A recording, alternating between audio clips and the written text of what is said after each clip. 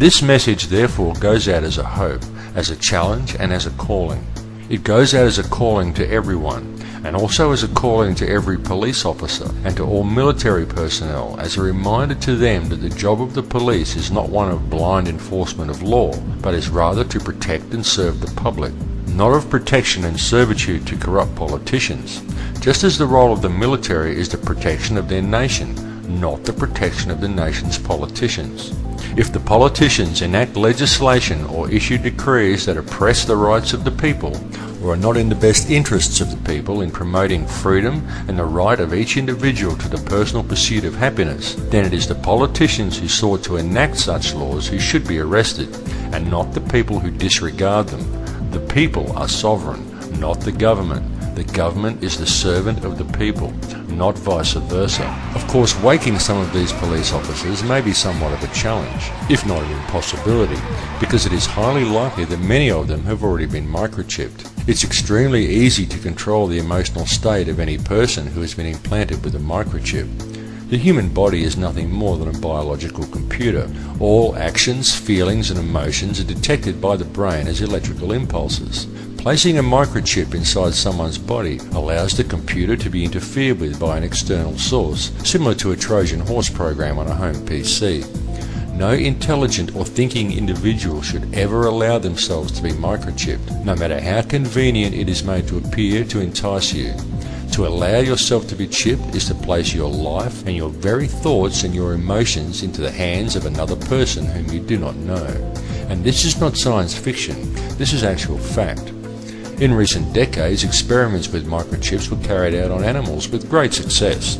Scientists were easily able to invoke extremes of emotion ranging from extreme contentment to violent anger, in this cat for example, with a simple change of frequency.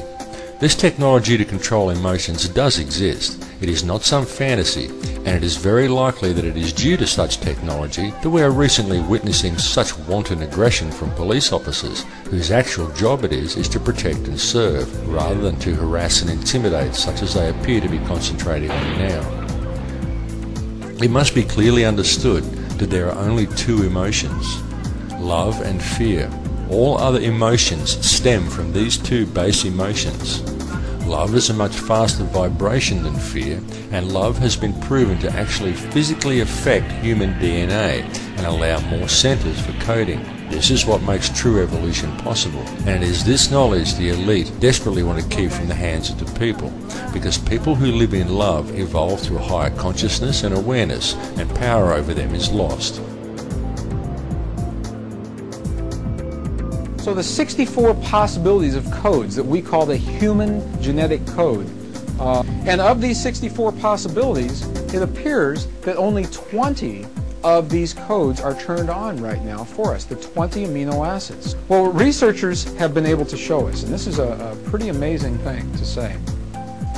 What has been discovered is this, is that there is a switch that turns off and turns on where those coding sites lie, and that the switch for that turning off and turning on is what we call emotion. And this is the first time that we've ever seen the patterns of emotion directly physically linked to human genetic material.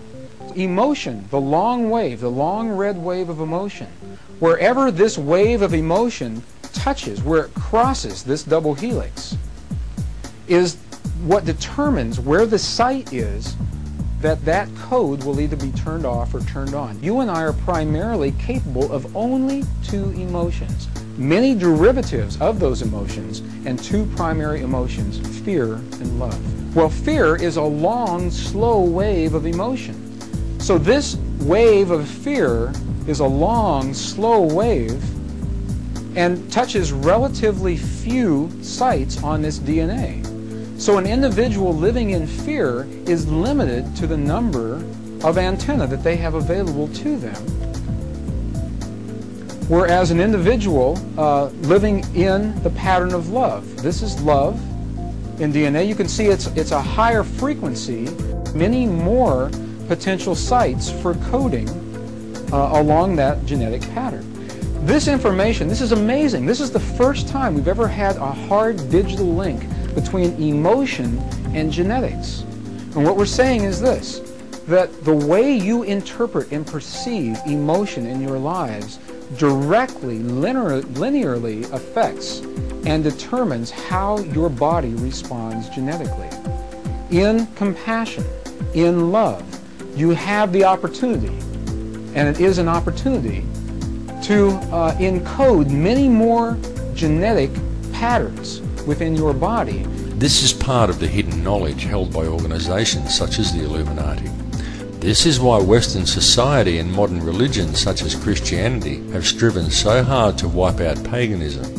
In fact, modern religious institutions were so fearful of the message contained within paganism and deemed it such a threat to their hegemony that the practice of it was punishable by death. But you can ask even a small child from some obscure village in the Andes and soon realize that they all know this information, but it has been hidden from the West. It is important now, through all of the problems we face, to approach the world with only love in your heart. This can sometimes be difficult to do. When faced with the truth about our world and the atrocities that are being carried out in our names by our governments, do you feel outrage? Do you feel anger? It is quite natural to feel such emotions when faced with this information, and quite fine that you do, because such anger and outrage is born from love and empathy for your fellow man. Or do you feel hatred at the perpetrators? Hatred is a very bad thing, and though it is hard, you must not allow yourself to fall into such a trap. Hatred is a very negative emotion, and negativity can only ever produce more negativity. And the people who are carrying out this madness in the world want you to hate them. They don't care who your hatred is directed at, even if it's directed at them, just so long as you hate something or someone. They just want the negative energy to keep flowing. Do not hate your enemies. George W. Bush is a genocidal maniac, but don't hate him for it. Love him and pity him for being so misguided. Don't hate him and show anger born from hatred or bloodlust. Hatred empowers your enemies against you, and such demonstrations can only possibly provoke retaliation. In attempting to deal with the New World Order, many talk of an armed uprising, but that is not the way. They want an armed uprising. You must see that, and so you must not give it to them. An armed uprising will only result in martial law, and the New World Order will never be defeated with weapons. They have technology to defeat any armed uprising that you cannot even imagine. The whole issue needs to be approached with a state of love. Now, when I say it's important to approach things with a state of love, I'm not talking about the touchy-feely, let's all be passive and wear flowers in our hair kind of love. I'm talking about real love, empathy and understanding for all people and all life. An understanding that there is no division amongst the peoples of the world. These divisions are an illusion created by the elite in order to divide us. Ignore them. There is no division. There is no other. There is only one. We are one.